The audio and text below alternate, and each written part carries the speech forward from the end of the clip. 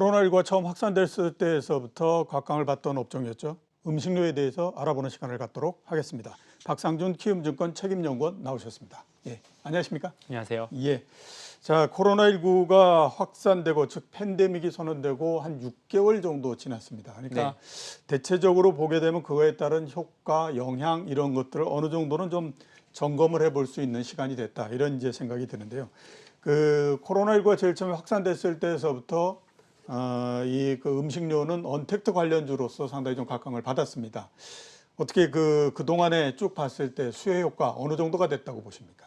네, 뭐 말씀하신 것처럼 그리고 주가가 굉장히 강하게 상승했던 것처럼 굉장히 저희는 좀 수혜를 지금 사실 많이 본 상황이고요. 특히 예. 이제 음식료 상장사들은 대체로 이제 가공식품을 생산하기 때문에 저희가 외부에서 어떤 그 취식 활동을 하는 게 아니라 가정 내에서 이제 간단한 그런 식사 할 수 예. 있는 것들 혹은 뭐 그 식사를 도와줄 수 있는 어떤 집밥을 만드는 데 어떤 재료가 되는 것들을 이제 생산해 주기 때문에 이제 그런 측면에서 굉장히 좀 수요가 많이 증가한 것 같고요. 예. 그리고 또 한편으로는 뭐 라면이나 과자, 빈과처럼 이제 아이들이 가정에 있을 때 수요가 증가할 수 있는 부분들 저희가 이제 코로나 영향으로 학교 개학이 정상적으로 이루어지지 않다 보니까 그런 부분들이 매출에 많이 영향을 주었다. 그래서 예. 지금 주가가 오른 업체들도 보시면은 뭐 라면 업체도 있고 그다음에 과자 업체도 있고 제일제당처럼 이제 가공식품 간편한 가공식품을 만드는 업체들까지도 수요가 좋으면서 실적도 좋았고 주가도 굉장히 이제 의미 있게 올랐다. 이렇게 좀 보시면 될 것 같습니다. 예. 자, 우리가 언뜻 생각하게 되면 그러니까 음식료를 만들기 위한 반재료 이런 것들은 이제 배달을 시키고 하기 때문에 많이 늘었을 걸로 그렇게 생각이 되는데 네. 반대쪽에서 생각해 보면 학교 급식은 굉장히 또 많이 줄어들지 않았겠습니까? 그동안에 네. 오랜 시간 동안에 걸쳐서 학교가 정상이 아닌 형태였기 때문에 네, 그런데 네. 그런 그 양쪽의 그 영향은 어떻게 좀 나타났습니까? 실제로 그렇게 나타나고 있습니다. 아무래도 예. 이제 지금 음식료에서 뭐 신제품이라고 할 수 있는 것들 못지않게 기존 제품들의 매출이 강세를 보이다 보니 전반적으로 봤을 때는 그거에 따라서 이제 피해를 보는 그런 예. 어떤 업종들이 있을 수밖에 없는데요.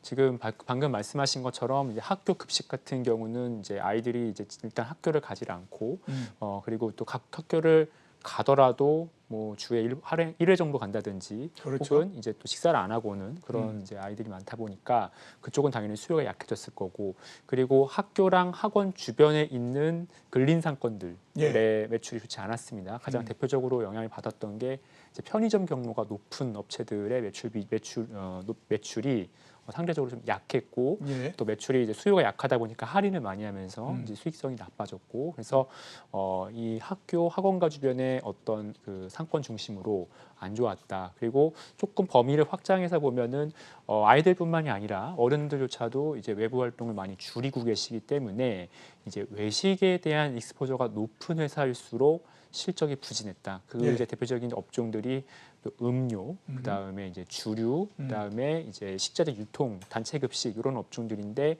이제 그나마 주류 쪽에서는 워낙 MS의 그 큰 변화가 있다 보니까 예. 업체별로 좀 차별화가 나타난 거고 예. 나머지 쪽은 업종 전체의 흐름이 좀 비슷하게 움직이지 않았나 이렇게 좀 예. 보고 있습니다. 주류는 상대적으로 아무튼 그 변동이 좀 심했다 이렇게 이제 말씀을 해주셨는데요. 네. 어떤 형태로서 심하게 나타나는 겁니까? 그러니까 이제 기본적으로 전체 시장 수요는 감소했죠. 예, 왜냐하면은 그렇죠. 주류 소비의 절반은 저희가 가정에서 일어나고 절반은 이제 외식 활동을 통해서 발생을 하기 때문에 이 외식의 그 수요가 위축되는 것에 대한 영향을 그대로 받았습니다. 근데 예, 그 안에서의 그 시장 점유율의 변화가 음, 작년부터 워낙 컸었고, 그래요. 네, 그래서 이제 뭐 오비 맥주나 롯데칠성 같은 맥주 소주 업체들은 점유율을 내려가는데 예, 하이트진로는 신제품을 통해서 뭐 테라라든지 진로 같은 신제품들이 젊은 세대를 중심으로 수요가 굉장히 반응이 좋게 나오면서 점유율이 굉장히 많이 상승을 했고요. 그러다 보니까 하이트 진로는 매출이 늘어나고 어려운 상황에서 늘어나고 경쟁사들은 좀 매출이 감소하는 그래서 주가도 완전히 차별화가 되는 뭐 오비는 저희가 한국 시장에 상장이 되지는 않지만 하이트랑 롯데칠성 같은 경우는 좀 주가가 좀 반대 흐름으로 가는 이제 그런 예. 그림들이 나왔다는 것을 말씀드린 겁니다. 예, 그러니까 주류는 업체별로 점유율이 상당히 큰 변화를 했다. 네. 이렇게 이제 말씀을 해주셨고요. 자, 그래서 한번 그 결과로 나타나는 것이 결국에 이제 실적일 수밖에 없기 때문에 네. 한번 좀 여쭤보도록 하겠습니다. 음식료 업종의 2분기 실적은 지금 어떻게 나온 상태입니까? 네, 뭐 이제 다른 이제 뭐 IT나 뭐 예. 자동차 같은 업종 대비 저희는 이제 좀 실적 발표가 좀 늦은 편입니다. 그래서 아, 예. 뭐 내일까지 이제 내일이 이제 분기 보고서 제출 마감인데 내일까지 예. 실적이 나오고요. 지금까지 나온 업체들의 실적 흐름은 뭐 전체로 괜찮았습니다. 지금 KTNG, 오리온, 그다음에 제일제당, 그다음에 뭐 동원 F&B, 동원 산업 이런 회사들이 지금 실적이 나왔는데 확실히 가공식품을 만드는 회사들의 실적은 굉장히 좋았다. 좋았고. 예, 매출도 좋았고 영업이익률 좋았다. 그 얘기는 이제 수요가 굉장히 지금 좋다는 상황을 방증하는 것 같고요. 예. 그리고 이제 앞으로 나올 회사들이 뭐 라면이나 주류 회사들도 지금 실적이 나올 걸로 이제 예상이 되는데 앞서 말씀드린 그런 요인들로 인해서 라면 업체들은 대체로 저희는 실적이 좋을 거라고 보고 있습니다. 예. 국내에서도 내식이 증가하다 보니까 그리고 아이들이 집에 머무는 시간이 길다 보니까 수요가 좋아져서 이쪽도 이제 실적이 잘 나올 것이고 예. 그리고 수출을 또 라면은 많이 했습니다. 이제 수출이 뭐 이제 삼양식품의 불닭볶음면처럼 히트 제품이 있는 경우도 있지만 아무래도 이제 세계 곳곳에 한국 교민분들이 많으시거든요. 그러다 보니까 저희가 뭐 외국인이 라면을 먹는 것도 있지만 그런 교민들의 수요가 또 코로나 영향으로 굉장히 셌거든요. 그래서 그 현지 유통상들이 안전 재고를 확보하려는 노력을 많이 했기 때문에 그런 거에 대한 좀 수출이 굉장히 강했고요. 그래서 이 업체들의 실적이 이제 상대적으로 좀 저희는 좋을 것으로 생각을 하고 있습니다. 그래서 기업별로 보면 뭐 하이트진로, 그다음에 이제 주류는 이제 약간 MS면을 말씀드렸고, 뭐 이제 라면 업체인 농심이나 삼양식품이 이제 내일 아마 실적이 나올 건데 저희는 호실적을 기록하지 않을까 그렇게 좀 기대를 하고 있습니다. 예, 하이트진로, 농심, 삼양식품이 괜찮은 실적을 발표할 거다. 이렇게 이제 전망을 해주셨고요. 자, 2분기 그 실적은 그렇고 앞으로 3분기는 어떨 거라고 보십니까? 3분기, 4분기 쭉 그 해서 올해 연말까지. 이제부터 저희가 봐야 될 거는 이제 언택트에 대한 강도인데요. 예. 네, 이제 언택트가 계속 이렇게 지속될 거냐, 아니면 조금씩 정상화될 거냐, 아니면 빠르게 정상화될 거냐. 이게 이제 굉장히 중요한 부분인데 예. 언택트 영향이 빠르게 정상화되는 게 아니라면, 그러니까 빠르게 컨택트로 돌아가는 게 아니라면 저희는 이제 음식료, 내식 수요는 계속 높을 가능성이 많다라고 생각을 합니다. 그래서 그렇겠죠. 네, 그 앞으로 이제 3분기, 4분기 주가 흐름을 보는 데 있어서 결국 내식 수요가 상반기처럼 계속 호조세가 유지되느냐 이게 굉장히 중요한데 지금 언택트에서 컨택트로 넘어가는 속도를 봤을 때는 빠른 편은 아니기 때문에 저희는 수요 호조가 지속될 가능성이 조금 높지 않을까 싶고요. 예. 이 외식 관련된 뭐 경기 지표나 좀 최근에 나오는 뉴스 플로우들을 보면 3분기 초에도 외식 경기가 그렇게 썩 좋아 보이진 않습니다. 그러니까 외식 수요가 약하다라는 것은 그만큼 내식 수요가 강하다라는 방증이기 때문에 저희는 이제 그런 것들의 지표를 조금 같이 본다면 결국 3분기랑 4분기도 코로나19 관련해서 크게 큰 뭐 이벤트 변화, 뭐 예를 들면 뭐 백신이라든지 뭐 치료제가 나온다든지 혹은 뭐 마스크를 벗고 활동을 할 수 있을 정도로 사람들이 좀 편해진다든지 그런 아주 극단적인 변화가 아니라면 내식 수요의 이 호조 현상은 굉장히 강하게 지속될 거라 보고 있고요.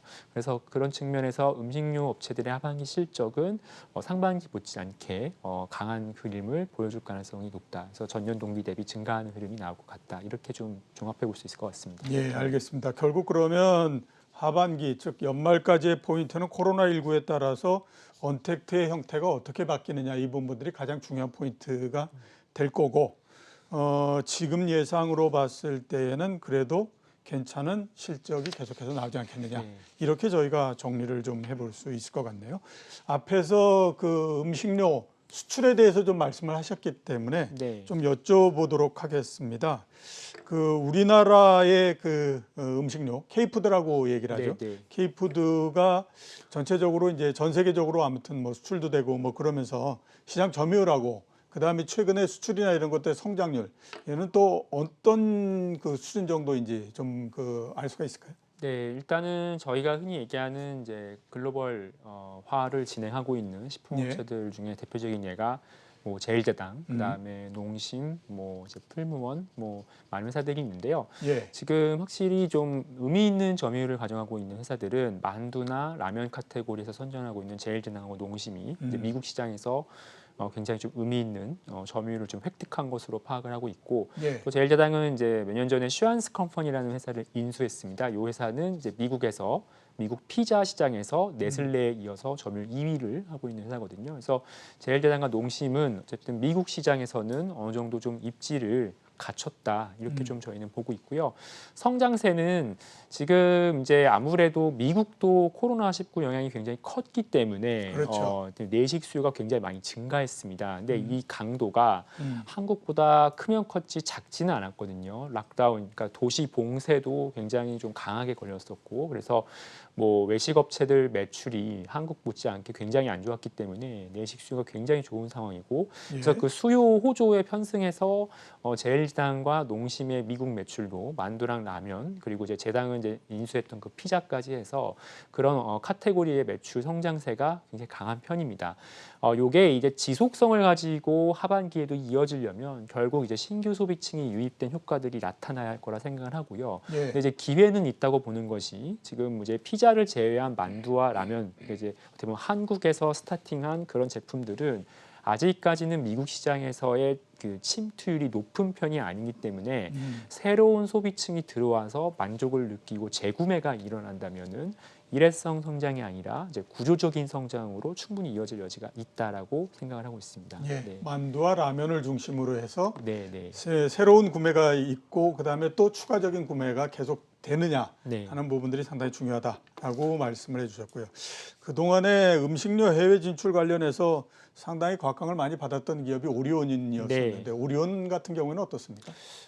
이제 오리온은 중국에서 이제 과자를 예, 판매하는데, 과자 중에서도 주로 이제 스낵, 그리고 이제 초코파이 같은 파이류, 예, 그리고 이제 비스킷, 그다음에 껌 캔디, 뭐 젤리 이런 것들을 이제 주로 판매합니다. 이제 거기서 매출 비중이 큰 게 이제 스낵이랑 파이입니다. 네, 예, 이제 파이는 아직 이제 최근에는 이제 시장이 크게 성장을 하지는 않고 있고, 스낵이 이제 다양한 카테고리들이 출시되면서 성장을 많이 하고 있고, 또 이번 코로나 사태로 아무래도 내식 수요가 증가하다 보니까 가정에서 스낵 수요가 많이 증가한 상황입니다. 근데 오리온이 이제 몇 년 동안 잘 나가다가 2015, 16까지 굉장히 전성기 감자 스낵을 중심으로, 지금 사진에 나오는 이제 저 감자 스낵을 중심으로 전성기를 누렸는데요. 근데 이제 사드 이슈 이후에 이제 점유율이 많이 하락하면서 좀 이제 예, 어려움을 겪었고, 음, 최근에는 그 이슈에서 이제 회복돼서 전반적으로 이제 영업 활동을 정상화해 나가고 있는 과정이었는데, 음, 올해 초에 코로나가 이제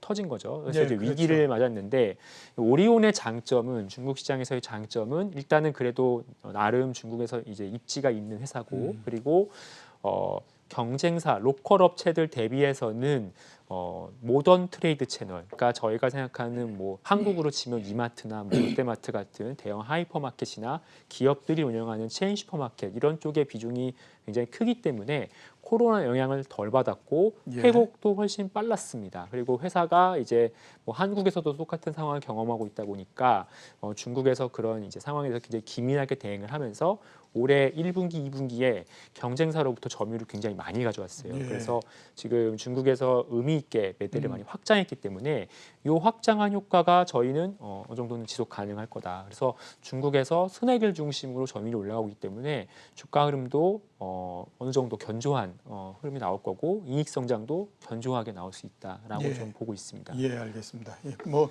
옛날서부터 아무튼 오리온 하면 중국 진출 이게 그 거의 등식화돼 있었기 네, 때문에 최근에 그래도 좀 안정을 찾아서 계속해서 입지가 넓어진다라고 하니까 상당히 좀 다행이다라는 생각이 듭니다. 수급에 대해서 좀 여쭤보도록 하겠습니다. 지금은 뭐 그 개인 투자자의 수급이 상당히 큰 역할을 하지만 이 음식료 같은 경우에는 외국인들의 수급이 상당히 좀 역할을 했던 걸로 제가 알고 있는데 네. 외국인들의 매수 있었습니까? 어떻게 뭐 됐습니까? 과거보다는 아무래도 외국인 비중이 좀 늘어났을 거고요. 늘어났고요. 예, 그리고 예. 이제 그 배경은 역시 이 코로나 이후 언택트라는 어떻게 보면 좀 큰 테마가 예. 음식료 업종에 영향을 주었고, 음. 그리고 이제 무엇보다도 실적이 굉장히 이제 드라마틱하게 많이 개선이 됐거든요. 그러니까 예. 저희가 코로나19가 터졌을 때 경제 전반의 생산이나 소비의 위축을 우려했지만 음식료는 이제 필수 소비재이기 때문에 오히려 이제 그런 게 위축될 리스크가 적고, 예. 반대로 이제 사람들이 외부 활동을 많이 못 하다 보니까 이제 외식을 줄이고 내식을 선택했는데, 아무래도 이제 상장되어 있는 업체들은 이런 내식 수요에 조금 더 민감한 업체들이 많습니다. 이제 제조업이 대부분이기 때문에. 그래서 예. 이제 그런 부분들이 연결이 된 거라 보고 있고요. 하반기에 제가 아까 말씀드린 조건들을 충족하면서 실적이 계속해서 우상향하는 그림을 보여준다면 뭐 저희는 이 매수세는 지속될 수 있다라고 보는 편입니다. 예, 알겠습니다. 자, 한번 아마 시청자분들께서 가장 궁금해하실 텐데 음식료의 탑픽을 한번 좀 말씀해 주시죠. 근데 저희는 이제 뭐 여러 종목들 지금 다 이제 업종이 워낙 좋기 때문에 예. 상황이 좋지만 하이트진로랑 제일제당을 좀 선호하는 종목으로 많이 말씀을 드리고 있습니다. 예. 하이트진로는 이제 언택트 국면에서 분명히 주류 시장은 피해를 봤지만 예. 점유율이 많이 올라가면서 오히려 시장 입지가 강화됐고, 음. 나중에 이제 저희가 언제가 될지 모르지만 컨택트로 전환이 됐을 때는 시장 수요가 회복되는 모멘텀까지 있기 때문에 주가가 더 상승할 여지가 많다라는 측면에서 추천을 많이 드리는 거고요. 그리고 예. 이제 점유율은 계속 꾸준히 맥주를 중심으로 올라가고 있다는 게 긍정적이고, 예. 제일제당은 저희가 이제 언택트 영향으로 아까 말씀드린 것처럼 내식 수요가 증가했는데, 시장에서는 한편으로는 이게 일회성 성장이 아닐까에 대한 걱정이 있거든요. 예. 근데 이제 저희는 제일제당이 주로 판매하고 있는 간편식은 아직까지는 시장의 침투율이 높지 않기 때문에 신규 소비층 유입 효과가 있다면, 아까 뭐 미국의 만두나 라면처럼 신규 소비층 유입 효과가 있다면 다시 수요가 오히려 더 올라가는 그림이 나올 수 있다 생각을 합니다. 제일제당은 특히 작년 3분기부터 가공식품 SKU를 구조조정하면서 어떻게 보면 좀 공급 과잉을 완화하려는 노력을 많이 했는데, 지금은 이제 오히려 수요가 올라온 상태이기 때문에 매출 성장률과 영업이익률이 우상향할 수 있는 그림이 가공식품 카테고리에서 나올 수 있다 생각을 하고 있고요. 예. 뭐 밸류에이션 레벨도 그렇게 비싸지 않은 편이기 때문에 저희는 두 종목이 업사이드가 좀 클 것으로 생각을 하고 있습니다. 예. 하이트 진로와 그다음에 CJ 제일제당을 추천해 주셨습니다. 자, 마지막 질문을 드려야 될 것 같습니다. 음식료 투자에 대해서 투자 전략은 어떻게 좀 세워야 될까요?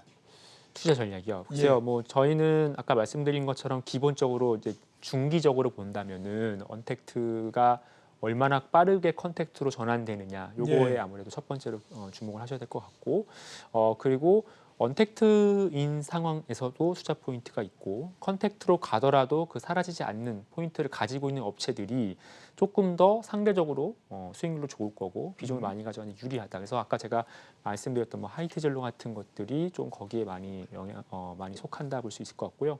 그리고 중장기적으로 본다면은 결국 이 회사가 예전에는 저희가 뭐 곡물 가격이 많이 오르고 가격 인상을 많이 할 때는 마진 스프레드가 굉장히 중요했지만, 앞으로는 점유율과 판매량 성장 가능성이 굉장히 중요하다고 봅니다. 그래서 결국 음식료 업체들의 매출에 큰 영향을 주는 거는 신제품, 그리고 젊은 밀레니얼 세대의 소비, 뭐 20, 30대라든지 10대까지도 뭐 일부 카테고리에서는 예. 그런 세대층의 소비가 늘어나는 음. 제품이나 카테고리 쪽을 주목하시면은 롱텀하게 좀 투자 기회가 있지 않을까 이렇게 생각하고 있습니다. 예, 알겠습니다. 젊은 세대의 소비가 늘어나는 부분이냐, 그리고 코로나19의 상황이 어떻게 되느냐 하는 부분들을 조금 관심을 갖고 보시면서 음식료에 대한 투자 전략을 짜셨으면 하는 말씀을 해주셨습니다. 자, 올라와주셔서 대단히 감사합니다. 네, 예. 고맙습니다. 예. 지금까지 박상준 키움증권 책임연구원이었습니다.